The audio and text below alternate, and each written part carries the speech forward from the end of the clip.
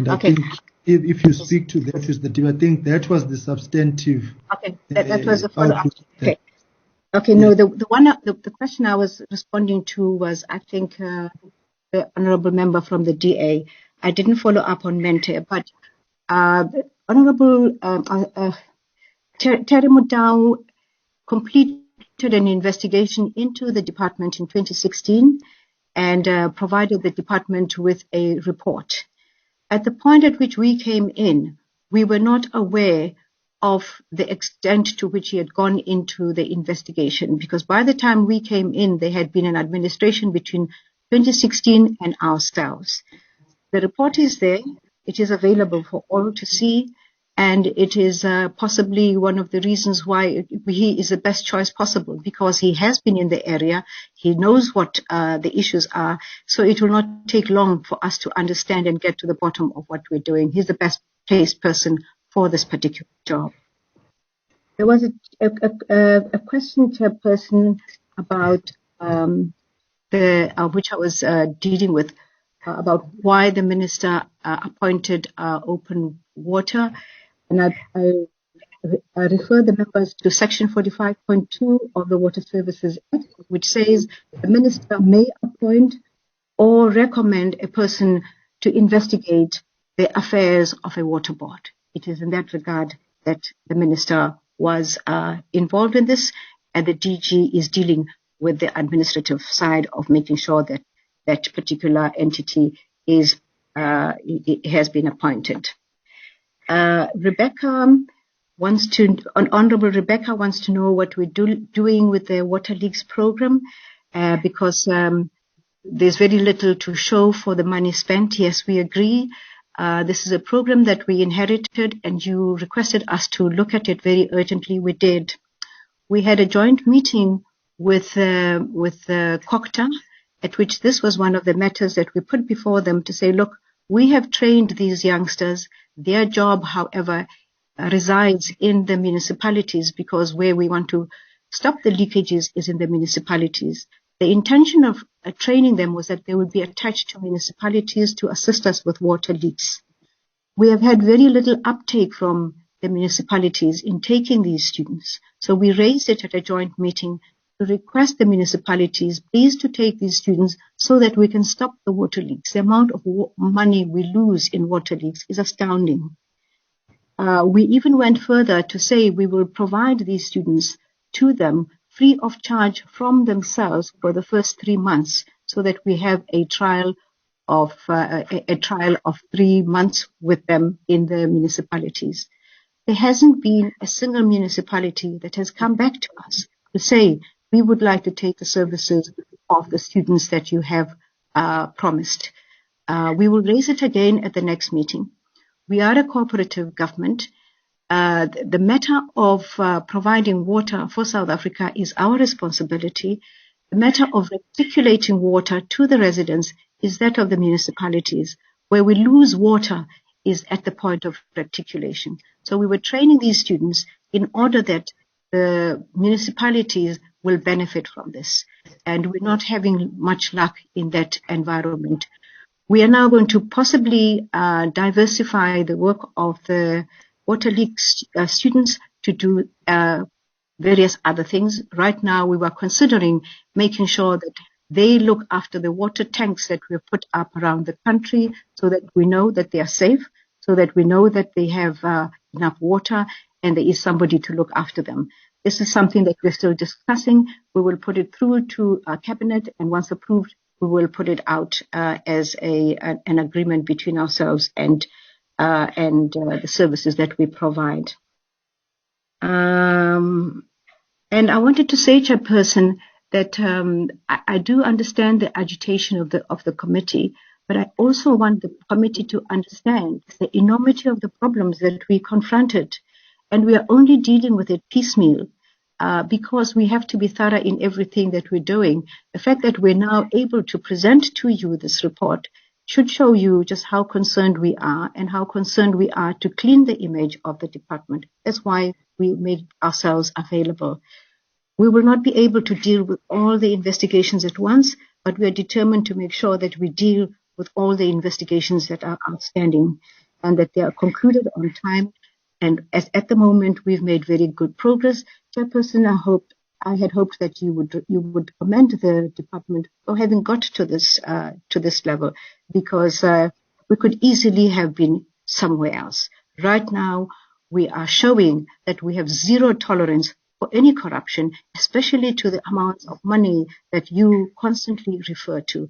We want to assure the South African public that we care about the money that is paid into our revenue, the money that we use on a regular basis. That is how committed we are to clean governance. We have worked overtime to make sure that we bring this report to yourselves.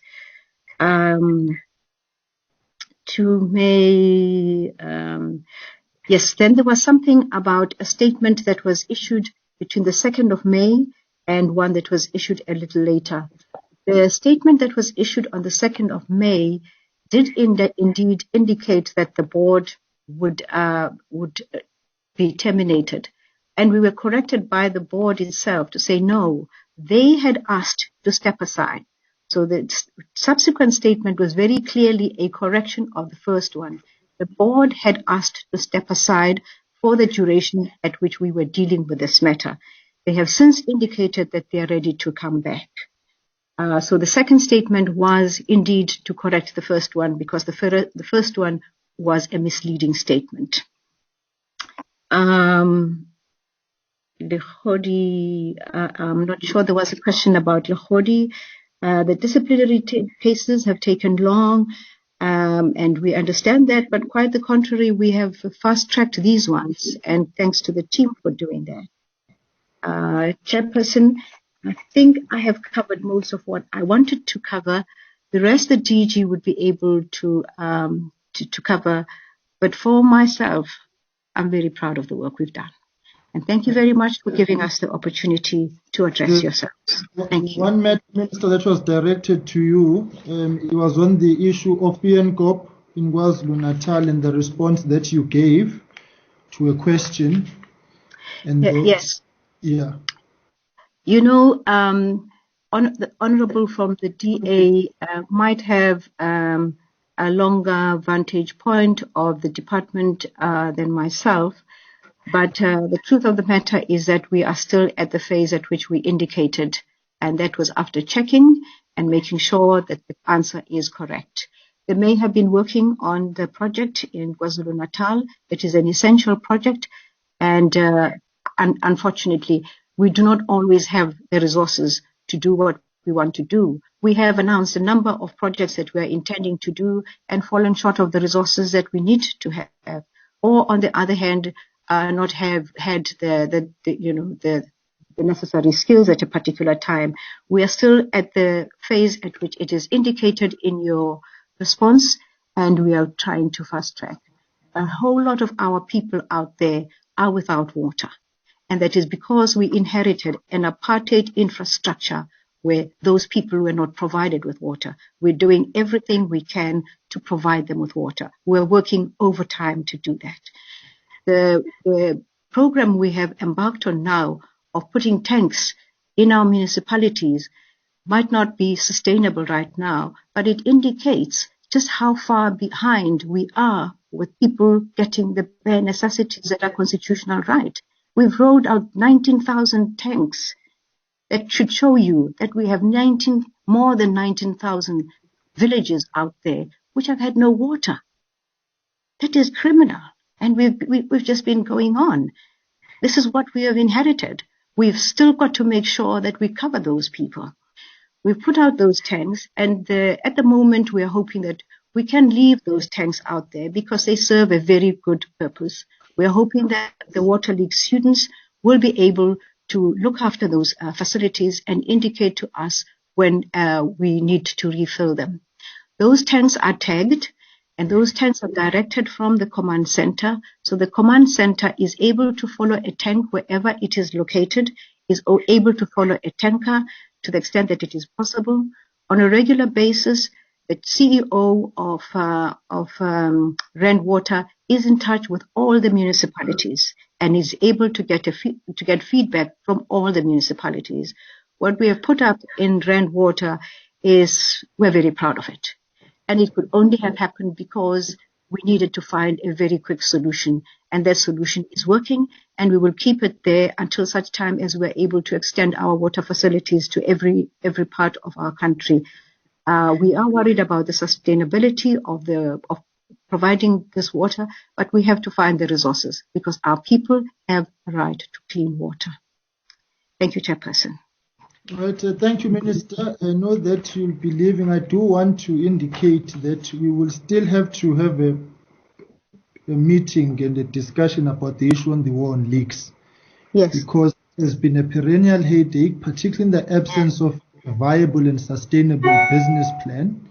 Yes. In the previous interactions we have had with either previous ministers or officials, we have been unable to get a sense as to what the direction of war on leaks is, but at the same time, the state is spending money on this project.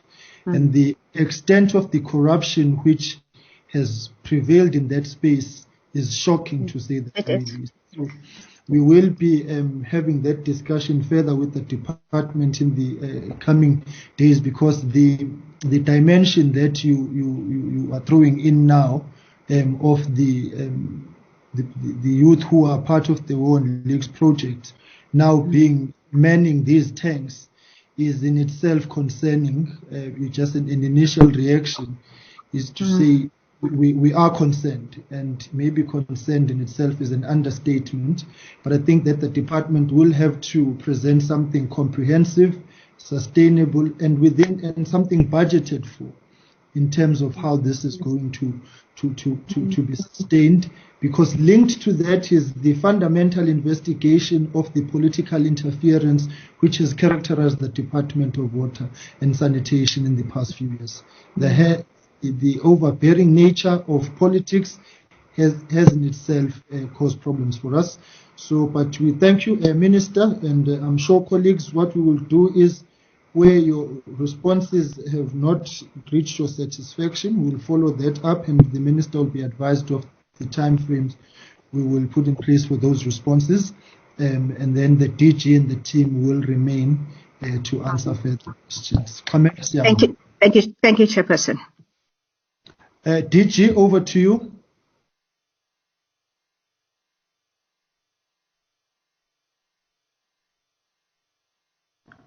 Thank you very much, Chairperson. I'm here. I'm going to be assisted by my colleagues to answer the questions. I wanted to start with the comment on not boring the portfolio committee with all the details, the committee with all the details. The intention was to say all of those issues were covered in the earlier slides, because most of those projects are the projects that we have submitted to National Treasury for condonation. So we've already touched on them. So I just didn't want to repeat it, but we'll go into it one by one, Chair, if you want us to do that. Let me start with the service provider who's in court, that we have taken to court to recover the 17 million rands, and the officials who are linked to that. We've got the chief director who has left the department, is now in Gauteng, and we have handed over the investigation, because we have concluded our forensic, and we have handed over to the Gauteng department to process it further, because she left the department and she's now in Gauteng. We've already charged her. The other official who is implicated is the chief director who was acting CFO at the time. He left the department. Is not working for government right now, and in terms of court processes, because we've opened up a criminal case here with the service provider and the affected officials. So the law enforcement agencies, South African Police Service, will take care of that part, because we have opened the case and we can share the case number with the committee. The former acting DG and CFO also left the department. Is not in the department right now, in the private sector. And if the court case, because they are also implicated to the same service provider, and there is a criminal case that has been opened with the SAPS. So even if he's not in government, chances are the law enforcement agencies will find him. Then we have the chief director, who's also in government. We have handed over to one of the entities of government that she's now working for, and we're continuing with that, and also she's implicated as one of the officials who are linked this particular service provider.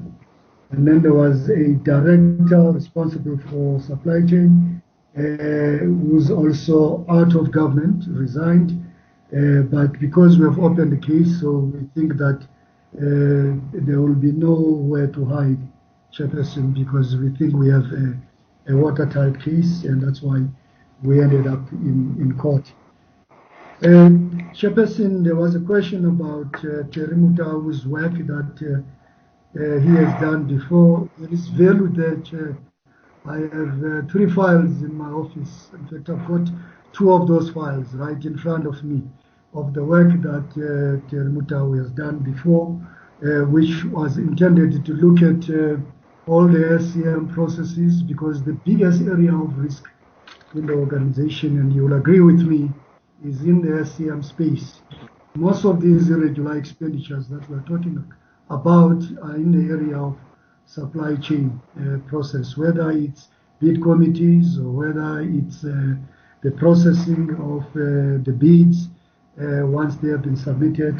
The area of risk is there. In fact, we have asked risk to jack up the capacity in that space, because risk management is proactive and is forward-looking. So they need to help us to prevent these things from recurring. And the cost of that particular work that was done by Terry Mutau, which is valuable to us, because what we did, in fact, some of the outcomes, even though SIU is still continuing with some of the investigations, from our side, we have concluded some of the investigations that were done by the Forensic Investigation Unit of the department. And that is why it's easy for us to charge. There was no need for us in some cases to wait for SIU to conclude its process, because SIU manages its processes through the presidency, but the Forensic Investigation Unit of the department, the DG, has full control of that unit, and so whatever case that is concluded, it's easy for us to move and charge. So we paid Terry 1.9, and I think there's value in there. We can share with you some of those reports because it's not confidential, classified information. There was a question about Bloom Water being taken to court, if I remember it very well, by a service provider. I think that service provider is Babereki. And the reason why we ended up in court, Chairperson, just to refresh your memory on this one, is that the select committee wrote to the department. In fact, Sanitation was still with Human Settlements at the time, and the select committee wrote to the Department of Human Settlements at the time and gave a recommendation not to continue with using implementing agencies like Bloom Water and others. Instead, appoint service providers, because that's what Schedule 6B is all about. Schedule 6B grants is an indirect grant, so the accountability lies with the department. Even if you use a service provider, if that service provider doesn't follow processes, the implementing agent doesn't follow processes, it reflects negatively on the department. So the select committee sort of instructively asked us not to utilize water boards as implementing agencies for the budget eradication. At the time, Water had a contract with a service provider called Babereki, and that led to a contractual dispute between the two entities. And the Babereki were appointed to implement the budget eradication program project. The other question, Chairperson, that was raised is about the boards and the CEOs. How many CEOs are acting and how many boards that are interim boards? Chairperson, in the Amatola Water Board, you have an acting CEO there right now. You also have an interim board at the Amatola. At Lipele, the tenure of Lipele board is coming to an end. It came to an end, in fact, on the 31st of March, but Minister took a rational decision because we're in the middle of COVID-19 and took a rational decision to extend that board by a month so that we can keep the organization stable, because at that time we were in the middle of the distribution of water tanks and the water tankers to various communities in Limpopo. So we took that decision. There is a question about whether this is catered for in law. The Act is silent about this, but there are case laws that talk to this particular issue. And the fact that the Act is silent on the extension of the board does not mean that it is illegal. We consulted widely with our legal advisors, and we looked at previous case laws, and we felt that a rational case can be made here, and we took that decision to extend the board by a month. We have now asked them to prepare themselves to hand over, to give us a handover report to the minister, and the minister will apply her mind whether to appoint a full board or an interim board. We have started the processes of advertising for the Lipele board. In Sedibeng, we have a board in place. There is an acting CEO there, Sedibeng, which is one of the institutions that are struggling right now. We need to come in and stabilize that institution. Minister is also applying her mind to assist us there. In Makhalis, we have a board and we have a full CEO. In Ungeni, we have a board and we have a full CEO. In Overberg, we have a board and we have a full CEO. In Hlatuze, we have a board and a full CEO. Rainwater, there's a board and a CEO. Bloomwater, there's a board and a CEO. We, in all of our, I think I've covered all of our 9 water boards. And then, Chairperson, there was a question about reconciling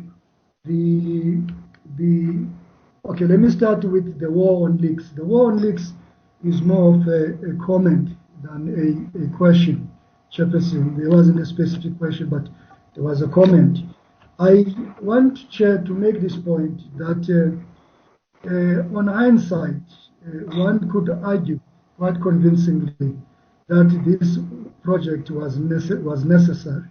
It's a project that was going to help us to train young people, to assist us to fix the leaks in all those identified municipalities. We have identified all the municipalities where the leaks were happening. But perhaps the structure of the program, it wasn't structured properly. It wasn't instituted properly. Maybe what we should have started with is fixing the leaks and then train the young people to maintain that particular exercise. Because with 3 billion rands expenditure, you would have managed to fix the majority of the leaks. But the 3 billion rands was more on the training side. And if you look at the structure of the project, you can see as well, that is why Minister took a decision that we need to repackage it. In fact, we went to the Cabinet Committee to recommend the repackaging of that particular project, because you have Rainwater as an implementing agent, you also have EWCTA as an implementing agent, you have the TVET colleges there also playing the role. So if you look at it, the cost structure was too high. You have, one of my colleagues was saying, you have too many layers of cost in this project, and that's what makes it expensive. And if you calculate and you look at the 10,000 young officials that have benefited from the training, and you look at the money that we have spent, and you do a straight line analysis of the cost breakdown, you will agree with me that we're almost spending 300,000 per student, which is very, very high by any standard. I think we can repackage it differently. There is irregularity linked to the project because it started in the water trading entity side, and Treasury gave us a clear instruction that the water trading entity account is only for capital projects. You should not use that budget for operational issues because this project is talking more to operational training issues. So you don't want to use money that is earmarked for the construction of our infrastructure projects, dams, canals, and tunnels, and use it for training. So we have responded to National Treasury, and that's what, by the way, creates the irregularity on that particular project, which we have to act on. We've already acted. We've started the DC process around this particular project, Chairperson. Then the question about the irregular expenditure with the IAs, you would have noticed that most of that irregular expenditure, the 9 billion rands of it, is linked to the IAs. That's what we were trying to do upfront, to break it down, to say, if you look at the slide, I wanted to look at, to direct you to the specific slide. If you look at Guyana, Guyana is a 3 billion rands project. The IA is Lipele. There is an official in the department, a senior official, it's not a junior official, who's on suspension and who's going through the disciplinary process of the department. In fact, it's a DTG who's going through that particular disciplinary process linked to the Guyana project. You look at Hodetro is also linked to an implementing agent. There is an official of the department who has been charged, by the way, is the same official who is linked to this particular project, and she has been officially charged. All of these projects, if you look at them, including the SAP, in that SAP project, it was also contractually committing some of the implementing agents, some of our water boards. In fact, most of them decided not to sign the off-take agreement because they didn't want to agree with the process of procuring this particular service. So all what we're trying to do is to say the projects that SIU is investigating, these are projects that are linked to the IAs, and these projects are also linked to a senior manager in the department, or senior managers in the department. We have done our work internally. We have already started the process, but SIU wanted to get into further details, especially if you look at Guyana. It's important for SIU to understand the value for money, because when we end up in court, we will have to demonstrate. If we're saying there is no value at all, because SIU has asked for the entire project to be set aside, for the 2.2 billion rands to be set aside. Now you need to arrive at that decision by auditing value for money in that particular project. And that's why we think that we need to give SIU that opportunity to do that exercise, Chairperson. And then, Chairperson, there's a slide, I think there's a question that was raised by Honorable, if my memory serves me well, it was Honorable Hadel, about reconciling the officials that have been dealt with the root causes. I think it's slide 8, and also reconciling it with slide 18 and 19. In consequence management. So this is exactly what we are trying to do. If you go to slide 19, where we talk about, slide 18, where we talk about dismissals, and we're saying, on page 18, we are saying that we have this number of officials, we have been 97 officials who were found guilty. Out of these 97 officials, we have 86 officials at level 1 to 12 were found guilty, and 11 from at SMS level. Now, what we need to know is that there are few members at SMS level. We have more than 6,000 officials in the organization. The SMS level, I'm told, is about plus minus 300. It's not a big number. I'll give you the exact figure at SMS level. But don't be fooled by the number of SMS level, the fact that it's small. Those SMS members, they handle big projects. In fact, if you look at the DDG that we are talking about, who's suspended, one DDG is responsible for more than 4 billion rands of projects that are being investigated right now. So you may have a small number of SMS officials that that have been found guilty, but these SMS officials are handling volumes and big projects in monetary terms. The 86 at SMS level 1 to 12, if you have noticed in our category, in our breakdown of SAN repayments and all those below 500,000 projects, those are projects that are delegated to junior officials. Now, we picked it up that our controls have to be tightened up there, because that's where you find that they don't go through the three-code system. They don't go through the proper procurement process. So even if it's a small amount, in fact, SAN repayment, it's small amounts. It's about, in total, 143 million. And you have about 190 officials that are linked to that particular misconduct. But it's a small amount, but too many volumes.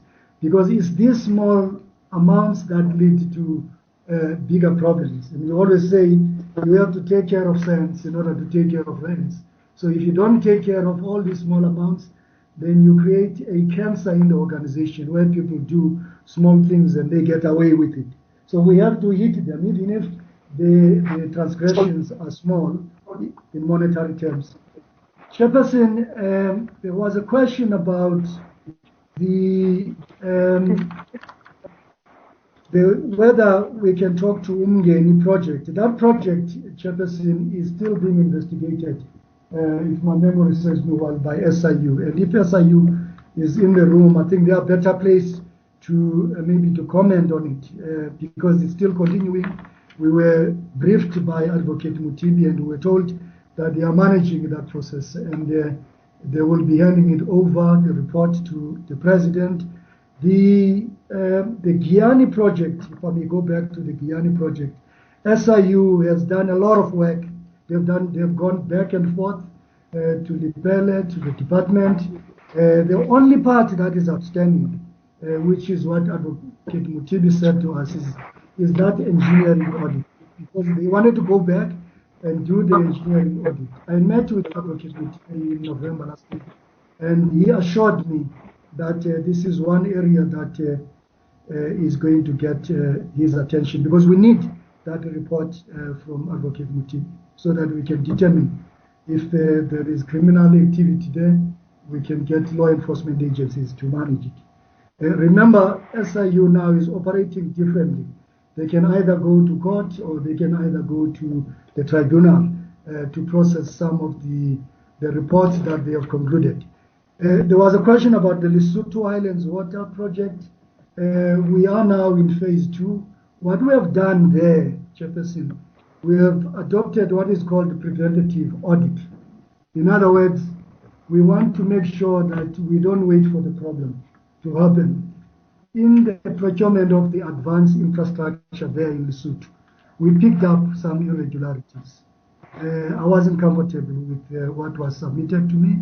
We get the submissions for the DG to sign for the appointment of a service provider, and I picked up that there are certain challenges with regard to the scoring of the service providers. So I then asked the internal audit of the department to pay attention to this, and they spent some time and they investigated the work, and then went to have a meeting with National Treasury, and Treasury has submitted their findings to us. And on Friday, we will be meeting with the AG, and the AG is also going to express her opinion on the matter. All what we are trying to do here, Chair, is to adopt a preventative audit approach, so that if we pick up something there in Lesotho, we shouldn't wait until the Lesotho Islands Development Authority has contracted. At this stage, we don't want to communicate the findings until we've met with LHDA and the Lesotho Highlands Water Commission. But we think that there's value in what we are doing. I don't want to just sign what is coming from this, because the funding of that particular project is coming from South Africa. We've gone out to the capital markets to raise funding. We use TCTA to raise money from the capital markets. So we have to be very diligent, and we have to be very thorough and complete in entering into those contracts. Chairperson, there was a question about what can we do to avoid the recurrence of the irregular expenditure. I think this is an important question, and this is in our turnaround plan, which we will present it to you when we present the annual report. I know that you're still going to ask us to come and present the annual report. We would urge that we also present the financial turnaround plan. The most important thing to avoid all of these things is to strengthen your internal control unit. That's very critical, because if your internal control unit is highly capacitated, they will be able to pick up these things before payments have been processed. So you can see that the internal controls in the organization have been very weak for a very long time. In fact, you will see that in all the annual reports, all the previous audit reports, the AG have raised all of these issues about internal controls.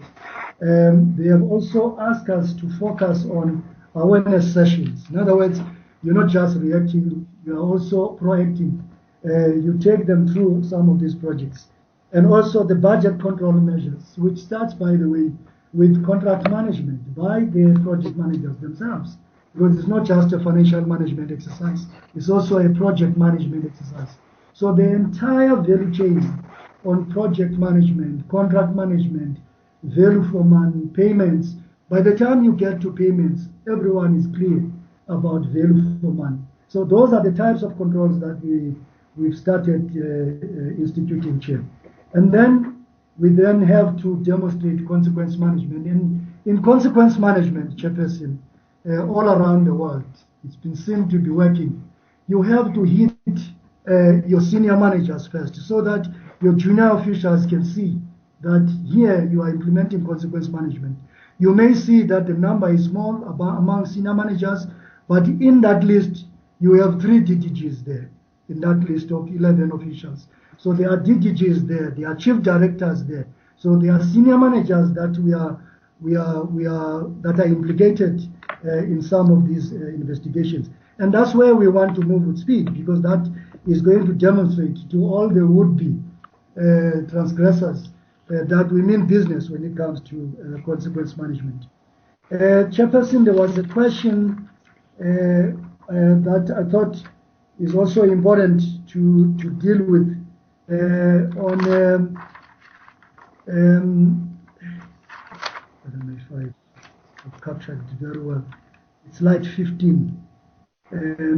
You ask if we have to mention that service provider because we are in court with the service provider. I wanted to verify with my colleagues if the case is in court, because if it's in court, then it means everything is public. I just want to check that first. But did how are you verifying after you've pronounced on it? You said it was there. I did, for Chair, I wanted to verify on this so that before I mention the name, because I got 2 opinions. That one was that it was pulled out of court because there was certain work that needed to be done. So the reason why I'm taking a little bit of a break is to check and be 100% sure that that service provider is in court. That's one part. The other part, I also want to check if that service provider was mentioned in the annual report. Just a second, Chair. Second.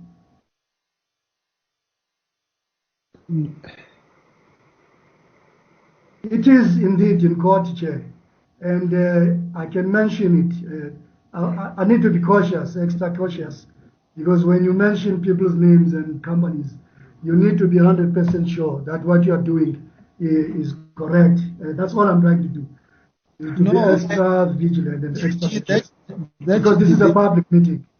No, DG, the issue is the elements of being cautious are noted, but I think there's one matter we need to flag as a matter of due process. Because if you are saying there was another opinion that the matter was withdrawn, it begs the question, then who would have taken such a decision if you are not aware of it? See? So if you have got two pieces of information before you which are contradicting each other, in itself that speaks to something fundamentally worrying about operations in the department. Because we would want to know where did that opinion come from and on what basis would that have happened. So I think that's the point I'm trying to drive at. And this meeting, in any case, is a parliamentary meeting within the powers and privileges. And what you say here is not going to have you implicated in court. All we want to know is who is the department in a legal matter with. And then we will make the determination or a pronouncement on what we think of that. But I think do underline what I'm saying, that you can't be having two pieces of information before you, for whatever reason, because that in itself speaks to serious areas of concern, which have characterized this development for the longest of time, by the way, as I think you are far more keenly aware than most as you deal with the intricate details on the daily. So we'd like the name of that service provider. Chairperson, the only thing that I was trying to do, because there were two court processes here that we were initiated, and this happened before my time. The contract with this particular service provider ended a while ago. So when we were trying to recover the money, we got a legal opinion that says the matter is academic because you don't have a contract with the service provider. Then the best thing will be to start a criminal procedure so that or a civil approach. I just wanted to be 100% sure about the status based on the opinion that we got from the legal advisor.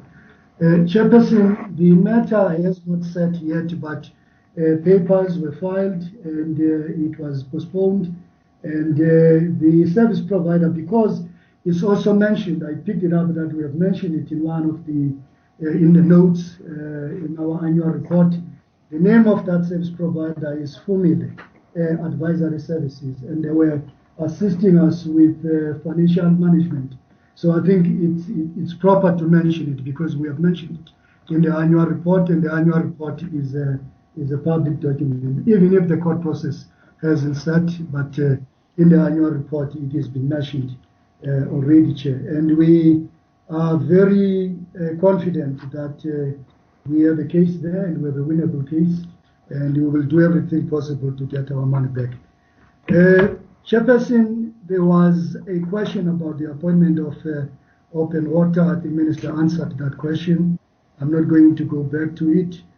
There was a question about the question was, don't just target junior officials, you must also target senior officials. I think I have talked to that question. The COVID-19 tanks, Minister did answer the question about the tanks and the tankers. I just want to stress the point that we could not be asking people to wash hands if they don't have water.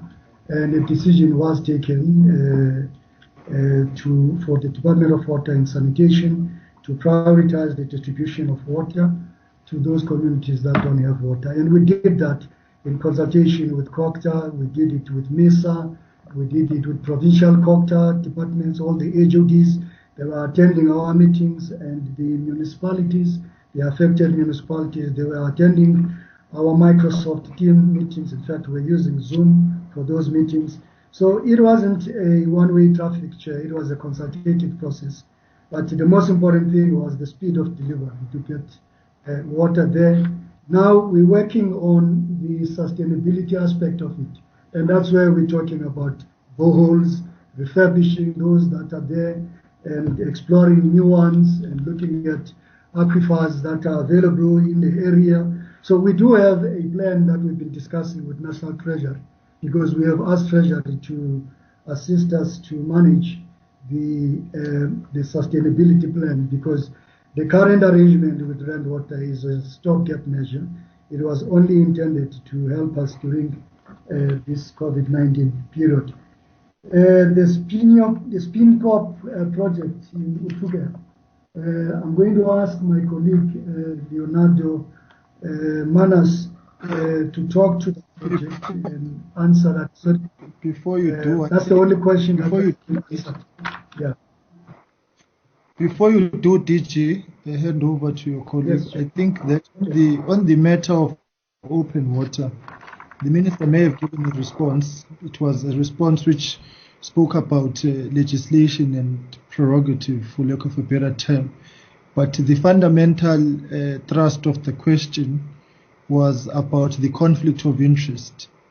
And would like to get a reaction of the department insofar as that the issue of the conflict of interest that has been reported on, and whether you have actually looked at those allegations, because I believe they are substantive to due process. That particular matter, Chair, because the contractual arrangement, just like in Lepelle, the contractual arrangement is between Amatola Water and the service provider. I have asked the acting CEO to furnish us with all of that information. That matter is being handled by her, the current acting CEO, who started about a week ago. I would want to be given an opportunity to interact with her so that once that information has been collected, we can share it with you in writing. But at this stage, I don't have it. And that's something that I will have to discuss with the acting CEO. All right, no, that's fine. Okay, you are handing over on the SPNCOP matter.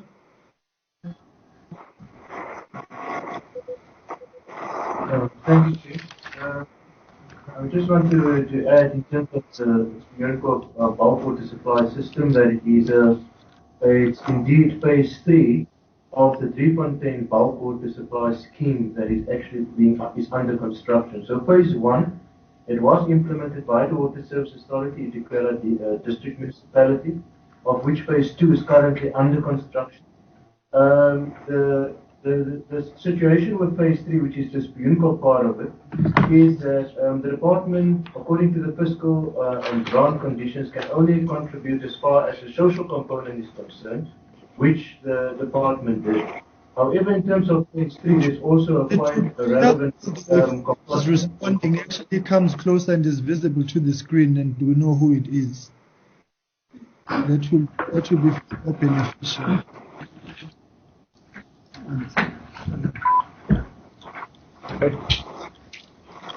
Apologies, Jeff.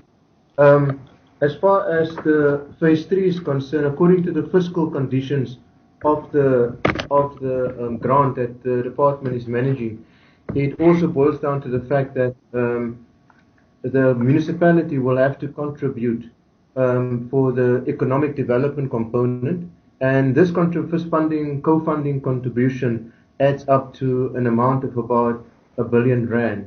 In further condition to the technical component of the project, it means that the Matwi Bane copy is as far as where the water can be pushed quite relatively with ease to ensure high level assurance. If you want to do that, go beyond that, feasibility study is required, which is currently underway through the implementing agent appointed by the district municipality, the Water Service Authority, which is Mgeni Water, to assure that from both a fiscal point of view in terms of the co-funding that is required, together with the technical feasibility, that they assist the municipality with that component of phase 3 of the entire Driefontein bulk water supply scheme.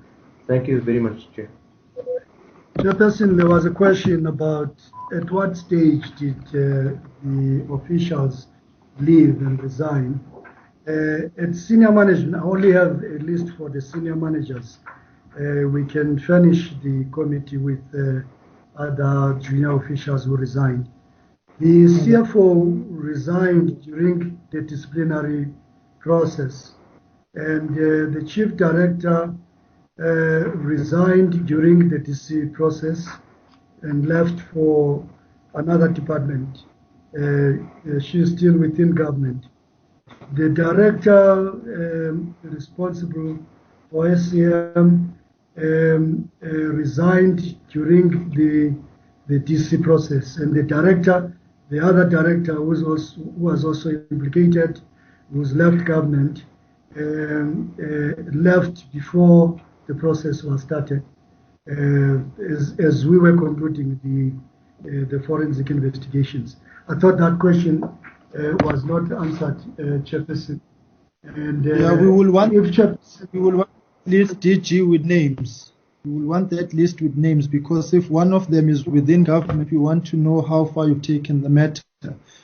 You can't just be popping like popcorn here and there and there's no consequence. So that list, we want it with names.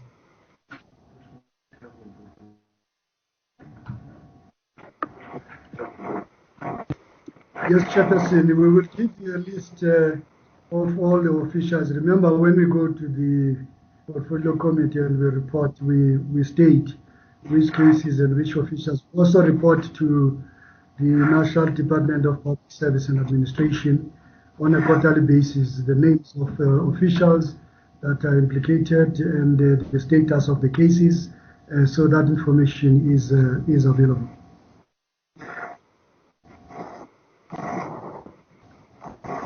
There was a question, Chairperson, about duplications. SIU and the department. We don't necessarily see any duplications there, Chairperson, because if you look at SIU has a broader mandate than what we do in the department. There are certain things that we cannot do that SIU has powers to do, because they operate on the basis of proclamation from the president. And we think that the investigations complement each other, and we meet on a regular basis to compare notes. There are certain things that they cannot share with us as well, based on confidentiality, but they can share those things with the DG in the presidency, and from time to time the DG in the presidency will then call a meeting or allow Advocate Mutibi to meet with the DG.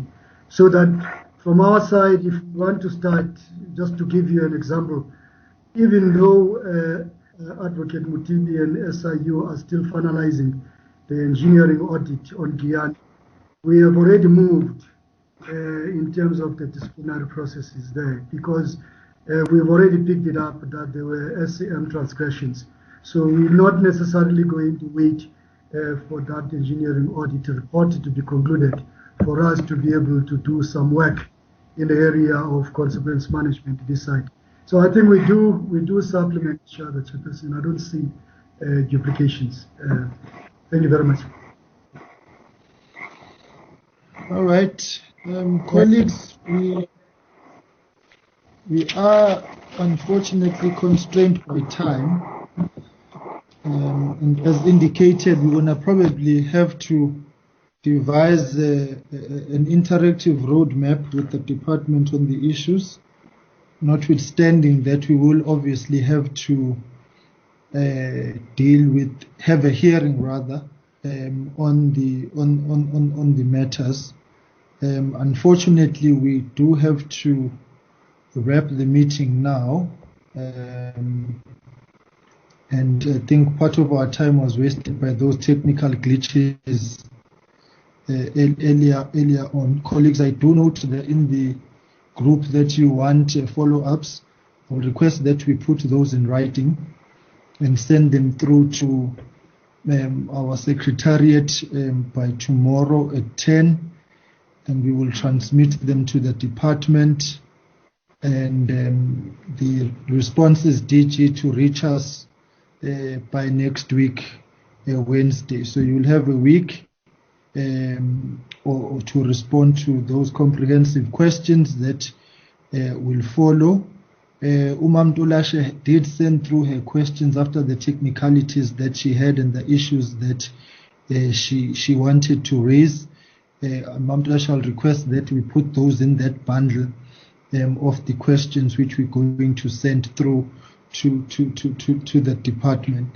I think probably a three-pronged approach is going to help us in this regard.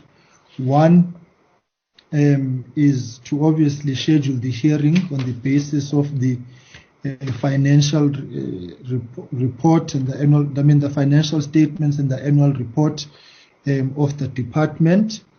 And the second one is to then talk to the SIU and the other law enforcement agencies on the progress that they are making insofar as these cases are concerned. And I think we will have to, in my notes here, I was thinking we get the DG in the because that's where these reports are transmitted. And so we do need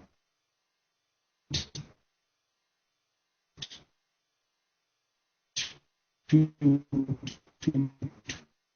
get a sense of progress in that regard. I was because, as we've indicated to you, DG and your team, and the occasions that you appeared before us in November and February this year, and of course we continue to raise concerns about the fact that we still have an acting DG after such a time. I think colleagues will have to consider so that we get a resolution to engage the AG for a special from our side to make sure that in a manner which will give us the necessary confidence that things are being done. And so I think we will have to look at a special audit report, particularly because there is sufficient evidence that our financial affairs are not being run in accordance with the proper accounting practices. So I think we will have to consider that in the coming days and resolve on it. Now, the biggest headache here is the water boards.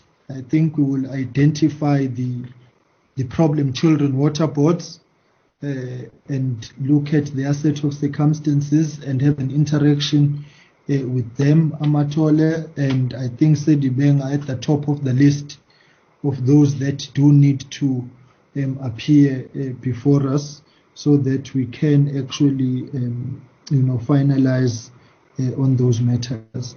Colleagues, I think we will have to also resolve on the issue of interacting with the Public Service Commission insofar as the movement of officials without consequences following them, moving around and shuffling around within the various government departments.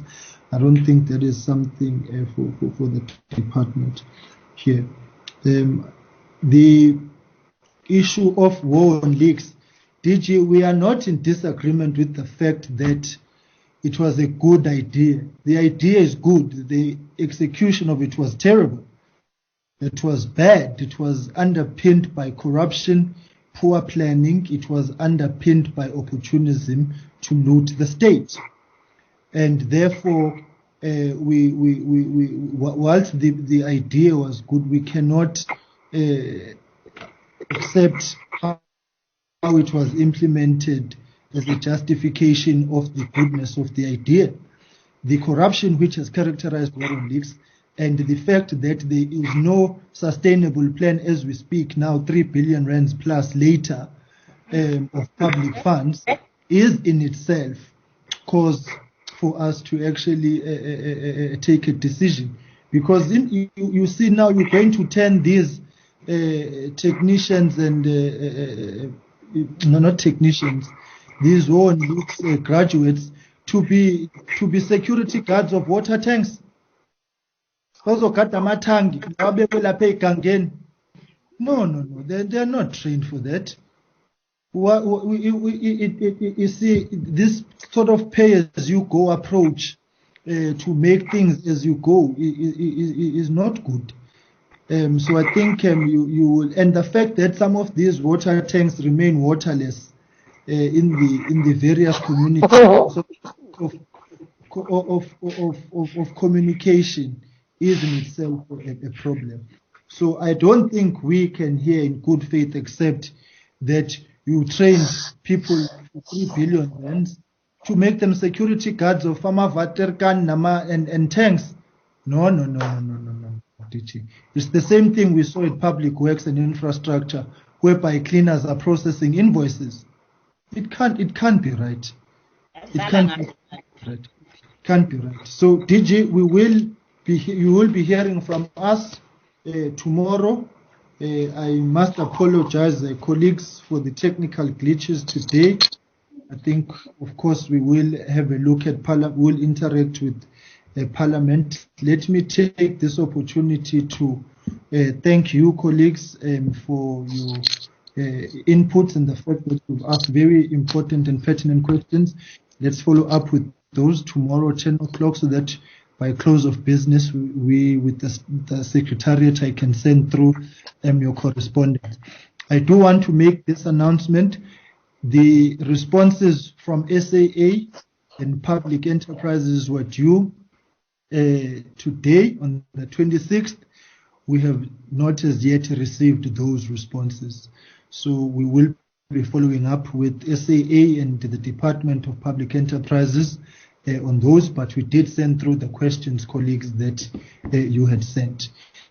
Acting DG, we thank you and your team for being here. You will be hearing from us, and we will be interacting in the compartmentalized approach which we have developed as we all navigate the technical nature of our interactions at this point, so that we don't overpile everything. So I think by the end of this week, we will come back to you in terms of scheduling and when we start with what, so that we can do this piecemeal. So we thank you and your team. Namsa from Parliament IT, we thank you for patience as well. And to our staff, Secretariat, thank you very much. Yes, I'm hearing, yes? Yes, Chair. Sorry, man, to interrupt you. We did not get answers. So how are we going to get them? Are we going to get